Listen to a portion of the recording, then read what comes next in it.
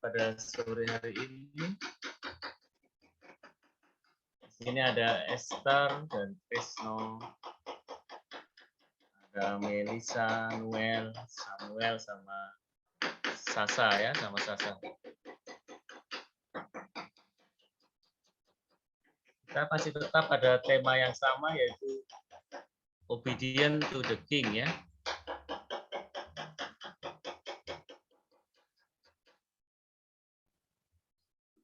Obedient to the king. Baik, sebelum kita mulai, saya minta Esther bisa pimpin kita dalam doa.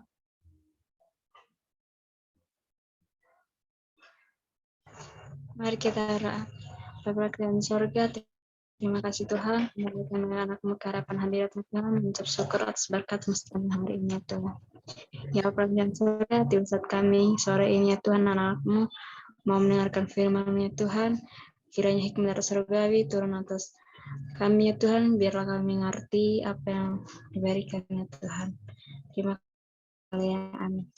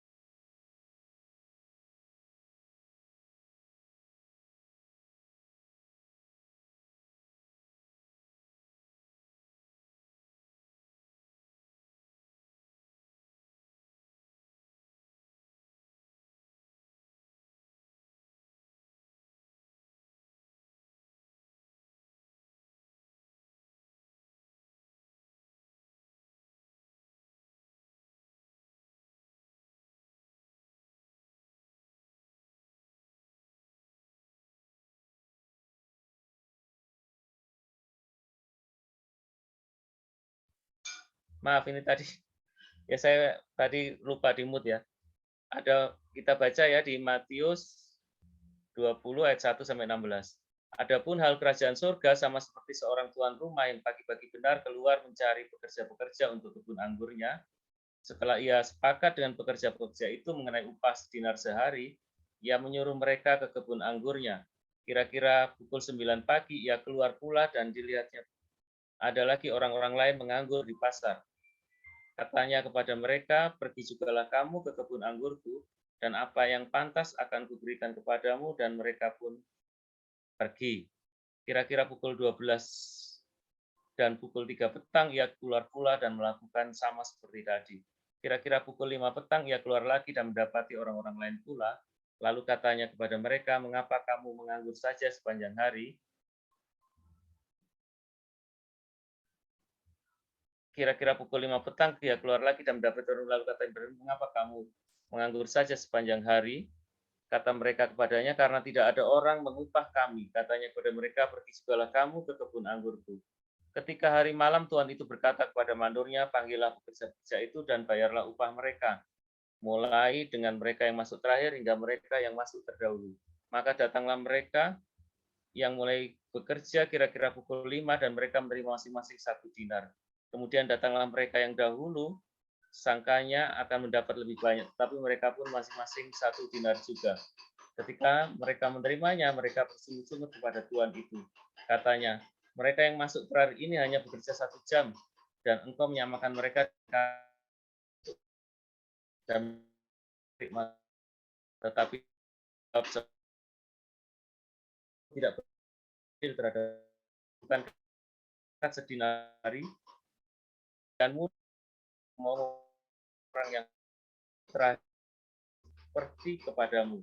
Tidakkah aku bebas mempergunakan milikku menurut kehendak hatiku? Atau iri hatikah engkau karena aku murah hati? Demikianlah orang yang terakhir akan menjadi yang terdahulu, dan yang terdahulu akan menjadi yang terakhir, ya. Baik. Kalau kita melihat cerita tentang kebun anggur ini, kita boleh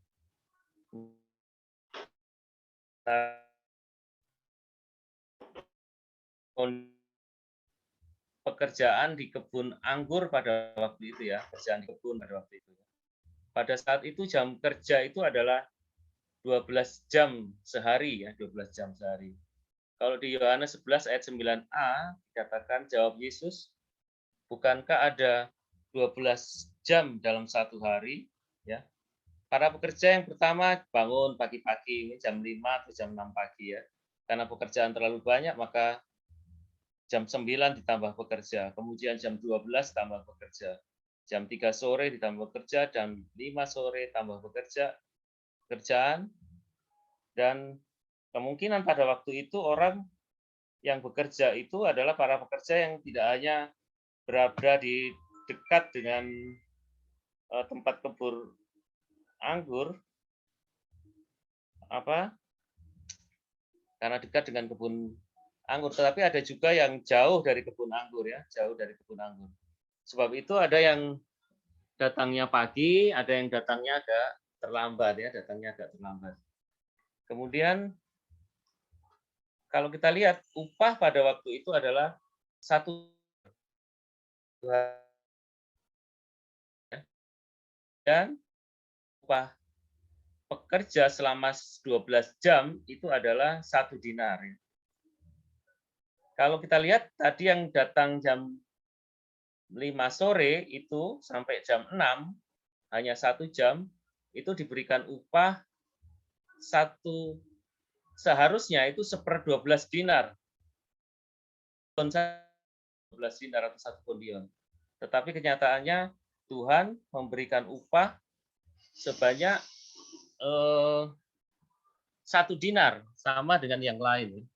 Upahnya 1 dinar sama dengan yang lain. Jadi dengan demikian, ini yang jadi fokus cerita kita pada saat hari ini, bahwa kenapa yang bekerja 12 jam dengan yang bekerja 1 jam itu mendapatkan upah yang lihat apa kita cari tentang penafsiran perumpamaan ini. Ada yang memberikan penafsiran bahwa perumpamaan ini berbicara tentang kebaikan Allah, ya, kebaikan Tuhan Allah. Bagaimana Tuhan itu baik terhadap semua orang, murah hati terhadap semua orang, ya. Baik itu yang bekerja pada pagi hari maupun yang bekerja pada sampai sore hari, ya. Kemudian ada yang memberikan tafsiran bahwa ini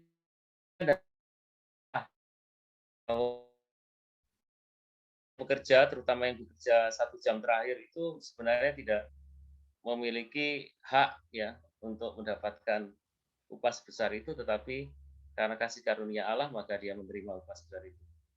Kemudian ada juga yang mengartikan bahwa perumpamaan ini menceritakan bahwa seseorang yang bekerja pada Tuhan itu harus bekerja dengan tulus ikhlas tanpa mengharapkan suatu imbalan apapun.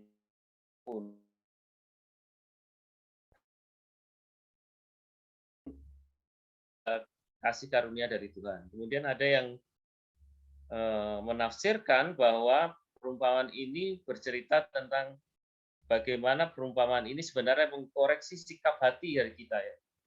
Sikap hati kita itu sebenarnya seperti apa? Kalau kita mendengar cerita tentang orang yang bekerja dari pagi sampai sore, kemudian orang yang bekerja hanya 1 jam saja, itu apakah sikap hati akan, oh Allah itu adil terhadap para pekerja itu, atau kita memiliki sikap hati yang diinginkan Tuhan, ya.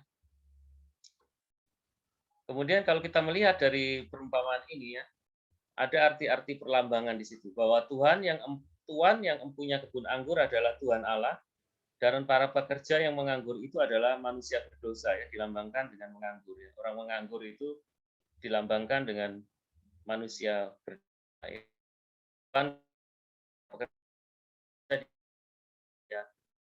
1 sampai 7 ya, sisa 5 ayat 1 sampai 7. Kemudian Tuhan berinisiatif untuk memberikan pekerjaan kepada para manusia yang menganggur atau manusia yang berdosa itu ke dalam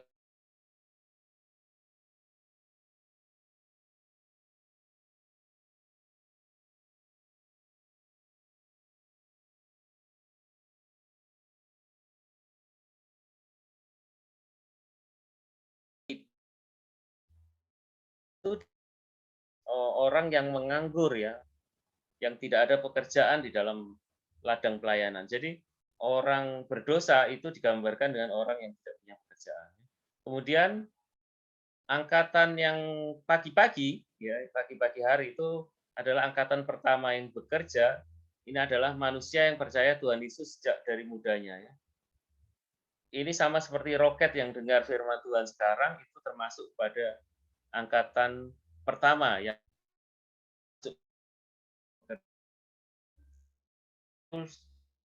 dari pagi-pagi.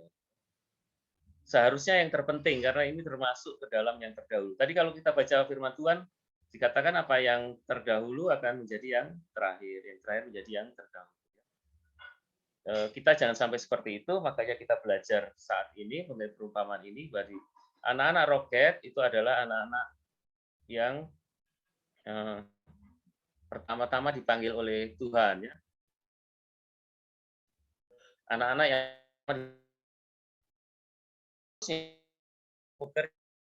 kemudian adalah atau yang paling sore hari adalah yang percaya Tuhan menjelang akhir hidupnya ya. Akhir hidupnya. Jadi kita menjadi satu pertanyaan ini, kalau begitu saya mau ikut Tuhan nanti aja deh, mau bertobat nanti aja deh pas menjelang akhir gitu ya. Bukan pada saat sekarang ya, tidak. Tetapi itu tidak bisa seperti itu, tidak bisa seperti itu. Kenapa? Karena kita tidak tahu kapan akhir daripada hidup kita ya. Kapan jam kehidupan kita itu berakhir, mungkin besok atau lusa atau kapan, kita tidak terakhir. Kemarin itu baru beberapa hari yang lalu ada rekan di kehutanan itu yang tiba-tiba dipanggil Tuhan ya. Awalnya dia masih bekerja dan masih pulang dari kantor istirahat, jam rencana mau balik lagi ke kantor jam 2, tetapi ternyata sebelum balik ke kantor tiba-tiba serangan jantung dan pulang ke rumah Tuhan. Jadi kehidupan kita seperti itu. Kita tidak bisa mengatakan, oh Tuhan, nanti sebentar lagi saya mau bertobat nanti, atau apa, tidak bisa ya. Kalau kita dipanggil sejak dari kecil, sejak dari masa muda, maka kita harus terus bekerja sama Tuhan sampai pada akhir kita. Tidak bisa kita menunda panggilan Tuhan ya. Dan di cerita ini diceritakan bahwa orang yang terakhir itu adalah orang yang merasa bersyukur diberikan uang 1 dinar ya. Sedangkan yang pertama-tama yang sejak mudanya sudah menerima Tuhan Yesus, ternyata mereka kecewa dan menggerutu, menganggap Tuhan itu tidak adil ya. Mengapa? Karena yang pertama itu merasa sudah bekerja lelah dari pagi sampai malam, dari awal hidupnya sampai akhir hidupnya, tetapi mereka merasa penting dan berjasa, tetapi mereka diberikan penghargaan yang sama pada Tuhan. Karena mereka memiliki pandangan yang berbeda mengenai arti kebaikan dari Tuhan Yesus ya. Kemudian ini tadi sudah saya sampaikan bahwa perumpamaan ini adalah tentang orang-orang upahan di kebun anggur, dan ini memang yang kita bisa baca yang ditulis oleh kitab Matius ya. Kalau perumpamaan-perumpamaan ini sebenarnya tidak seperti perumpamaan-perumpamaan yang lain, agak berbeda. Kenapa? Karena perumpamaan yang lain itu sering dituliskan pergi dan perbuatlah demikian ya di dalam kerajaan Allah. Jadi seperti ada pesan untuk melakukan seperti itu. Tetapi di ayat ini tidak diberikan pesan seperti itu ya. Jadi ternyata sebenarnya fokus dari perumpamaan tentang pekerja ini bukan pada soal gaji yang diberikan, yang ada dan yang cara menuju Tuhan yang baik itu adalah cara Tuhan ya. Kita tidak bisa iri hati. Karena sebenarnya para pekerja semuanya itu adalah para pekerja yang menganggur, para pekerja yang berdosa kepada Tuhan. Kalau Tuhan tidak panggil mereka, itu mereka akan binasa ya. Kalau tidak panggil mereka dari awal, sebenarnya tidak ada gunanya masih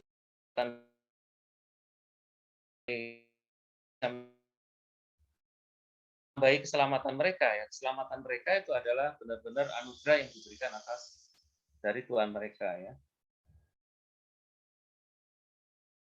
Nah, cerita ini sebenarnya seperti yang tertulis di dalam kitab Mazmur ya. Kecaplah dan lihatlah betapa baiknya Tuhan itu ya. Tuhan itu baik dan kasih karunia-Nya itu kita tidak bisa mempertanyakan bahwa kenapa Tuhan kebaikan Tuhan sebatas seperti itu ya. Kenapa kok saya itu yang bekerja terakhir 12 jam itu harusnya diberikan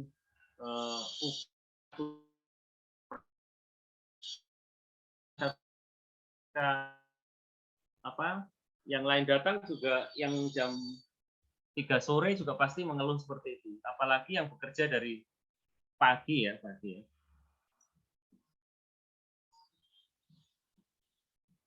Nah, cerita ini sebenarnya perumpamaan ini lebih kepada reaksi para pekerja ya. Reaksi para pekerja atas apa yang diperbuat oleh Tuhan mereka. Sebenarnya perumpamaan dokter yang memeriksa pasiennya ya. Kita adalah pasiennya. Jadi perumpamaan ini memeriksa hati kita ya. Hatimu itu seperti apa sih reaksimu ketika mendengar perumpamaan ini? Apakah perumpamaan ini reaksi hati kita itu apakah kita ikut tidak terima? Oh iya, Tuhan itu pasti tidak adil nih Tuhan ini. Kenapa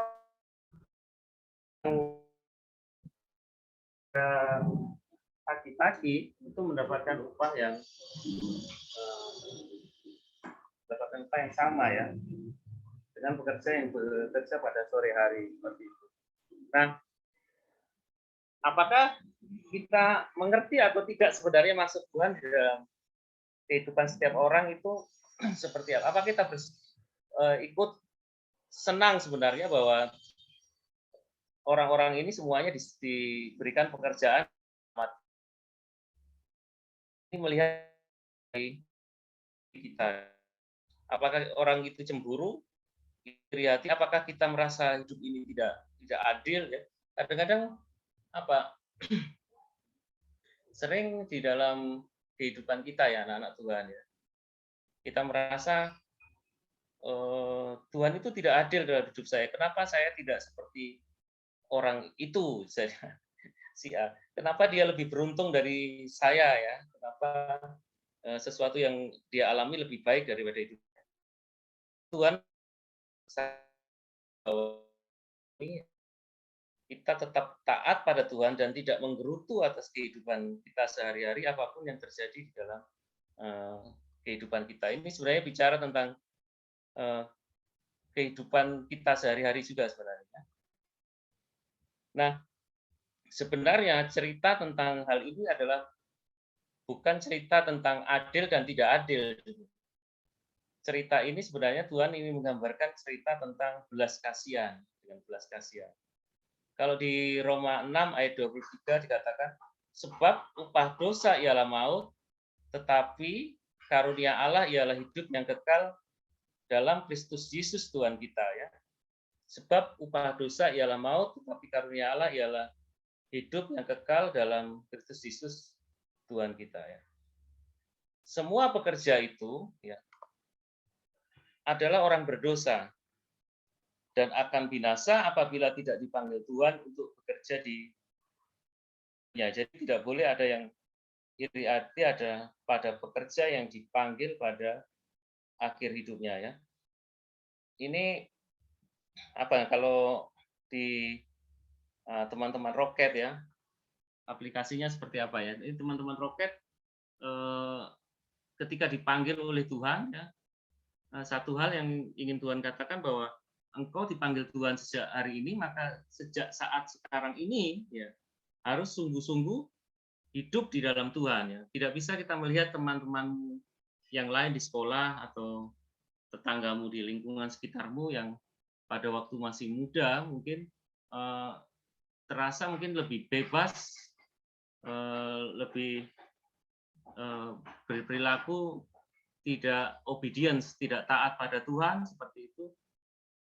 Mungkin kita mungkin iri pada mereka bahwa dan kita mungkin akan merasa bahwa hidup kita saya harus diperhatikan Tuhan lebih daripada orang itu karena saya sejak masa kecil saya masa remaja saya sudah sungguh-sungguh di dalam Tuhan ya. Tetapi itu kasih karunia Tuhan itu sebenarnya dalam pandangan Tuhan ada semua orang. Nah, persoalan di dalam perumpamaan ini adalah Tuhan ingin mengkoreksi kehidupan anak-anak Tuhan ya, orang-orang Kristen karena para pekerja ini sebenarnya perumpamaan tentang orang-orang Kristen, bukan orang-orang yang di luar Tuhan. Persoalannya adalah kecemburuan ya. Di Matius 20 ayat 15, tidakkah aku bebas mempergunakan milikku menurut kehendak hatiku atau iri hatikah engkau karena aku iri hati ya. Kalau kita baca di ayat 11 dan 12 kita lihat bahwa para pekerja ini iri hati ya. Kenapa kok itu baru bekerja 1 jam kok upahnya kok sama dengan kami ya, yang sudah bekerja berlelah-lelah.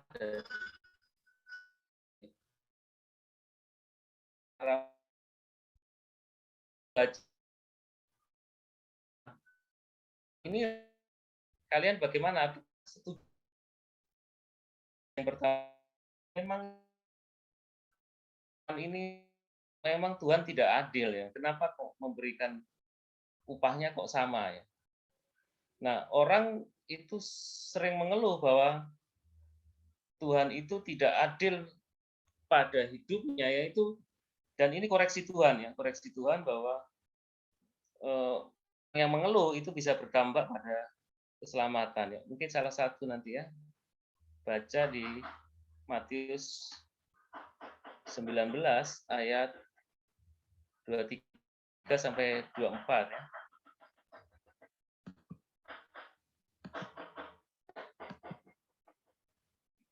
Ini siapa ini? Melisa ada kok? Melisa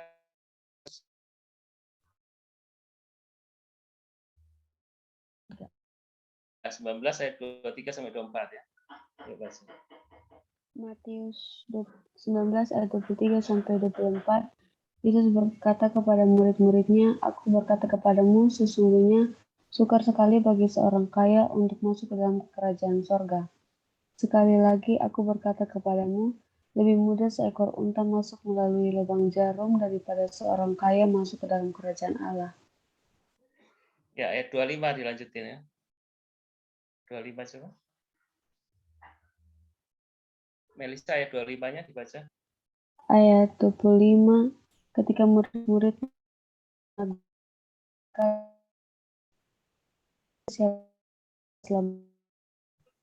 ya. Jadi di sini Tuhan mau mengatakan bahwa ketika orang itu mengeluh akan hidupnya, kalau seperti itu siapa yang mau diselamatkan Tuhan dia? Kalau masuk surga itu sulit seperti itu, siapa yang mau diselamatkan? Tuhan ingin mengoreksi bahwa iri hati, kecemburuan dan merasa ada ketidakadilan pada Tuhan itu bisa memberikan suatu dampak yang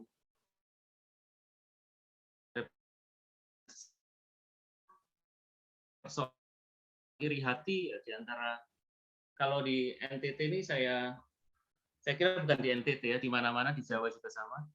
Persoalan iri hati kecemburuan akan kenapa Tuhan menjadikan saya seperti ini, kenapa saya tidak seberuntung orang itu, kenapa saya tidak seperti dia yang padahal saya adalah anak Tuhan, padahal saya sudah mengiring Tuhan sejak masa kecil saya, ya, itu menjadi suatu permasalahan di dalam rohani seseorang. Bahwa kalau hati kita, anak-anak muda, anak-anak roket itu sejak awal sudah tidak memiliki prasangka yang baik terhadap Tuhan, bahwa Tuhan itu penuh belas kasihan, bahwa Tuhan itu sangat sangat baik, sangat bermurah hati di dalam kehidupan kita, maka itu berpengaruh terhadap pertumbuhan hidup seseorang. Ya. Dari kita ke roket sekarang, ya, kita mesti patuh pada Tuhan dan kita mesti paham bahwa apapun yang terjadi di dalam kehidupan kita itu adalah bahwa Tuhan itu sangat baik di dalam kehidupan kita. Kita tidak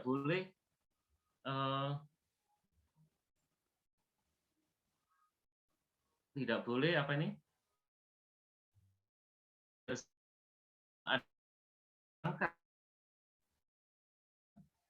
Tuhan lebih mengasihi orang yang si A atau si B daripada mengasihi kehidupan saya, seperti itu ya.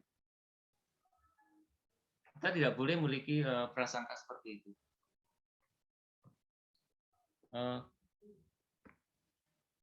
Ya, di dalam Roma 12 ayat 2 dikatakan bahwa janganlah kamu menjadi serupa dengan dunia ini, tetapi berubahlah oleh pembaruan budimu sehingga kamu dapat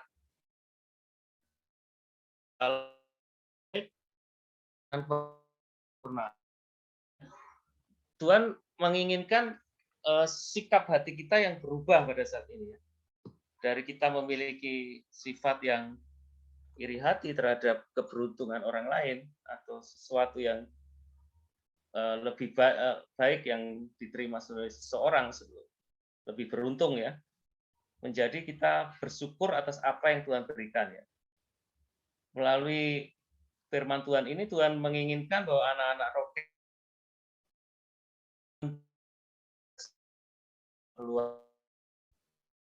apapun kehidupan keluarga kita Tuhan tempatkan, Tuhan menyekolahkan kita di sekolah dimanapun yang saat ini ada di depan kita, kita jangan mengeluh akan hidupnya dan bersyukur apa yang Tuhan berikan pada hidup kita ya.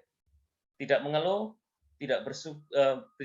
bersyukur dan tidak mempertanyakan pada Tuhan bahwa itu hal yang mustahil ya.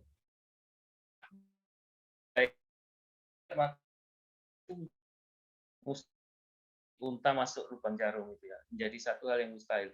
Karena sebenarnya perkara keselamatan dan kasih karunia Tuhan itu adalah perkara kebaikan Tuhan atas diri hidup kita. Ya.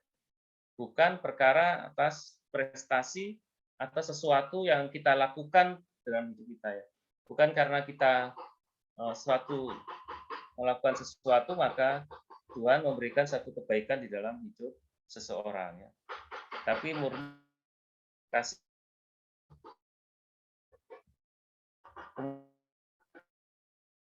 Tentu orang yang bekerja 1 jam itu orang yang bersukacita ya. Tapi kita lihat di dalam Roma 12 ayat 15 katakan, bersukacitalah dengan orang yang bersukacita dan menangislah dengan orang yang menangis. Ya, seperti itu ya.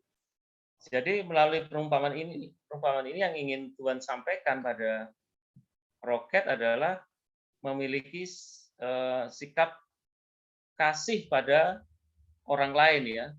Jangan seperti angkatan yang pekerja yang pertama tadi ketika ada yang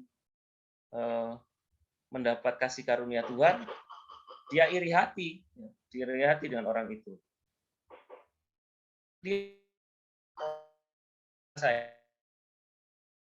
Ini misalkan kalian di dalam satu kelas ya, si A itu mendapatkan prestasi yang lebih baik.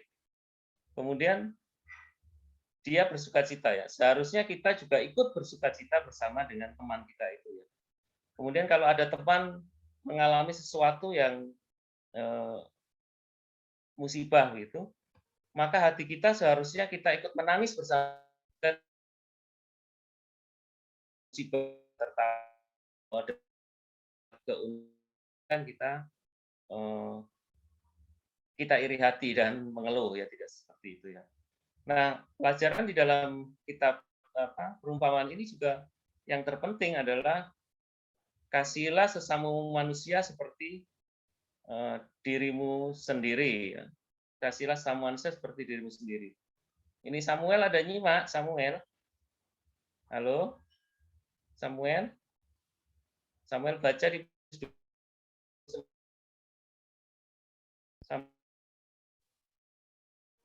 Halo? Samuel di mana? Berapa? Matius 22 ayat 39 ya, tidak boleh tidur ya. Matius 22 ayat 39.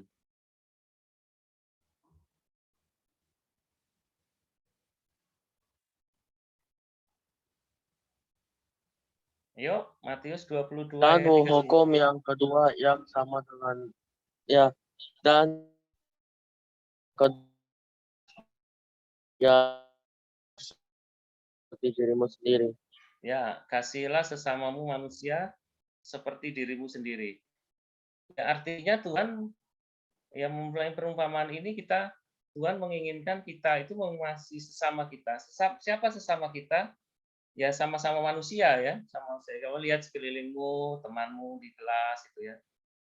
Apapun sukunya, apapun agamanya, yang penting dia adalah manusia ya. Maka kita harus mengasihi dia ya. Ketika kita dapat sanjungan, misalkan mendapat hadiah atau mendapat prestasi, maka hatimu juga harus bersukacita ya. Kalau ingin mendapat ya yang sama harus berusaha, belajar baik-baik, tetapi tidak boleh iri hati ya, bersukacita bersama-sama. Kemudian yang diajarkan juga adalah kalau menangislah dengan orang yang menangis ya. Artinya kita mengasihi sesama kita seperti kita juga mengasihi diri kita.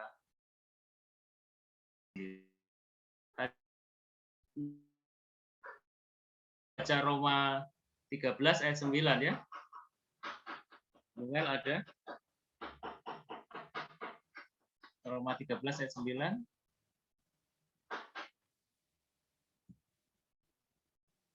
Noel, Wita, ada Wita? Roma 13 ayat 9. Ya. Karena firman, jangan berzina, jangan membunuh, jangan mencuri, jangan mengingini, dan firman lain manapun juga, firman itu sama seperti dirimu.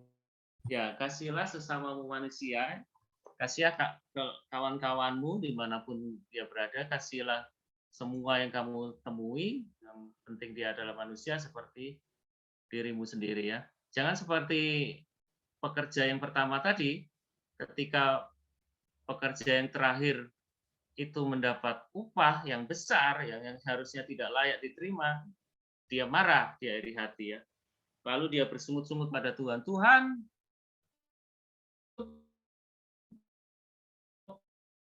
yang lebih itu karena saya melayani Tuhan sungguh-sungguh sejak saya masih sangat muda ya, sejak pagi-pagi hari gitu.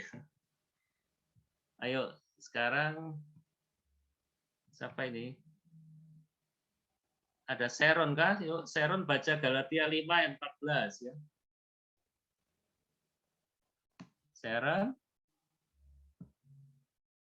Sharon Angginete ya.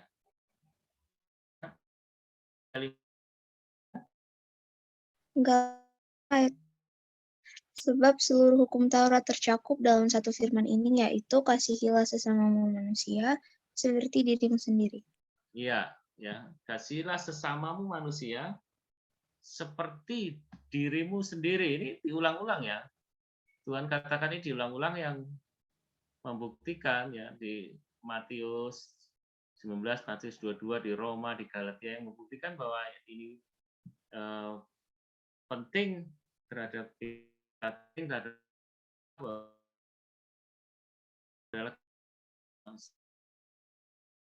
diri hasil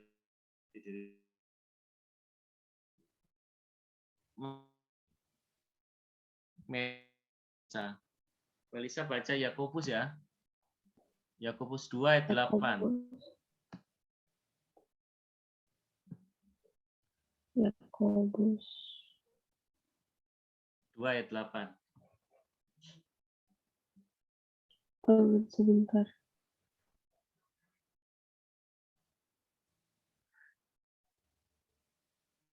Yakobus 8 menjelaskan yang tertulis dalam kitab suci, kasihlah sesamamu manusia seperti dirimu sendiri. Kamu berbuat baik.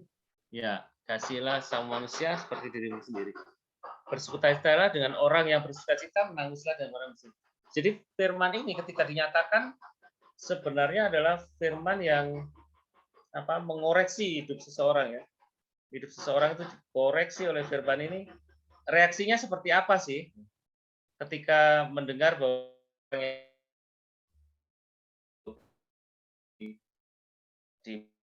sama reaksinya bagaimana sih? Reaksinya setujukah dengan orang pertama? Oh ya, pantas dia marah, kecewa karena itu Tuhan tidak adil, atau kita mengerti bahwa Tuhan itu adalah Tuhan yang murah hati, yang dia punya hak untuk memberikan kemurahan itu pada siapa saja yang Tuhan kehendaki ya, termasuk kepada kita yang dapat kemurahan Tuhan. Ya.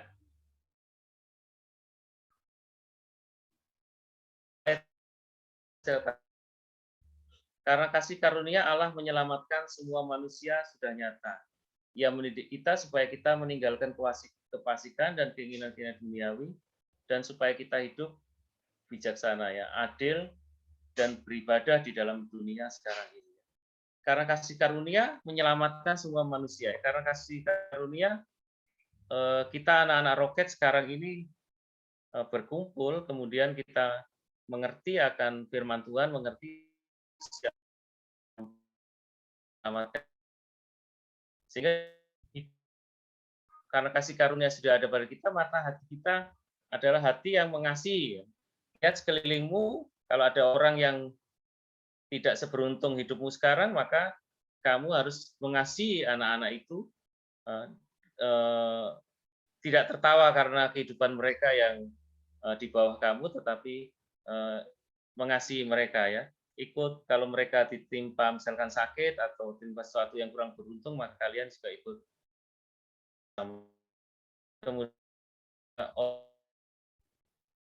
keberuntungan lebih, maka kalian harus merasa ikut bersukacita dengan mereka ya. Ini yang Tuhan ajarkan perumpamaan. Harus kasih karunia menyelamatkan semua manusia ya, termasuk kita. Maka kita ini sebagai orang yang berhutang pada Tuhan, kita tidak boleh mempertanyakan apakah Tuhan itu adil tidak adil. Tuhan itu adil, di dalam pandangan Tuhan itu adil, dan Tuhan itu penuh belas kasihan, karena kalau kita tidak dipanggil Tuhan, maka kita termasuk bilangan orang yang tidak diselamatkan ya. Di Roma 8 ayat 28 sampai 30 dikatakan, kita tahu sekarang bahwa Allah turut bekerja dalam segala sesuatu untuk mendatangkan kebaikan bagi mereka yang mengasihi Dia, yaitu bagi mereka yang terpanggil sesuai dengan rencana Allah ya.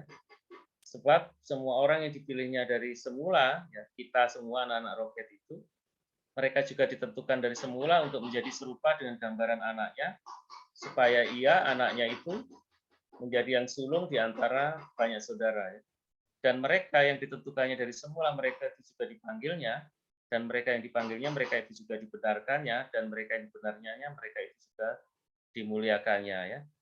Cuman dari sekarang kita mesti paham bahwa apapun kondisi kita sekarang sebagai anak-anak Roket, dimanapun kita ditempatkan, di keluarga mana, ya, kemudian di sekolah mana, kita mesti bersyukur bahwa semuanya itu adalah dalam rancangan Tuhan untuk kebaikan kita ya. Kita tidak boleh melihat anak-anak lain dengan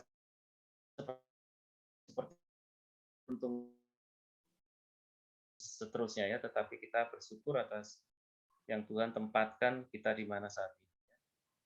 Tuhan Yesus kiranya memberkati kita semua. Puji Tuhan. Nanti Mana? Ada Sasa toh? Sasa bisa berdoa tutup loh. Iya, bisa Pak.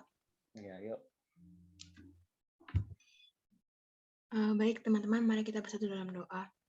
Tuhan Yesus, selamat malam Tuhan. Terima kasih untuk kebaikan-Mu pada kami malam hari ini. Sekali lagi kami mengucap syukur kalau pada malam hari kami sudah bisa berkumpul kembali dalam Zoom ini Tuhan untuk belajar mengenai firman-Mu Tuhan. Tuhan, biarlah apapun yang telah hamba-Mu sampaikan tadi bisa dapat menjadi rema dalam kehidupan kami, berguna bagi kehidupan kami, dan firman-Mu itu merasuk dalam setiap hati dan pikiran kami.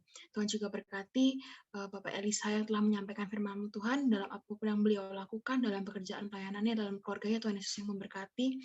Biarlah kesehatan dan umur panjang juga turun atas beliau. Juga berkati setiap coach-coach di Roket ini Tuhan, biar mereka semua selalu dalam perlindungan Tuhan, dalam dipenuhi oleh berkat Tuhan juga. Dan setiap kami juga Tuhan, apapun yang kami lakukan, biar kami menyerahkan semua dalam tangan Tuhan, dalam mungkin sekolah, dalam mungkin kuliah, ataupun pekerjaan kami menyerahkan semua dalam tangan Tuhan. Terima kasih ya Bapak, sempurnakan doa ini. Dan syukur, haleluya, amin. Terima kasih Sasa. Saya mau doa berkat dulu ya. Tuhan Yesus, terima kasih buat anak-anak Roket yang saat ini yang masih setia Tuhan untuk ikut ibadah pada sore hari ini. Kami juga berdoa buat anak-anak Roket yang tidak sempat beribadah bersama kami. Tuhan juga memberkati mereka pada saat ini. Kasih setiamu ada bersama dengan anak-anak Roket. Tuhan memberkati di rumah, memberkati saat sekolah, memberkati saat dimanapun mereka berada, menjadi kemuliaan bagi nama Tuhan. Terima kasih Tuhan. Berkati juga orang tua mereka, berkati guru-guru Roket yang saat ini, Ibu Nuni juga yang memimpin kami. Terima kasih. Dalam nama Tuhan Yesus kami berdoa mengucap syukur. Amin. Terima kasih semua.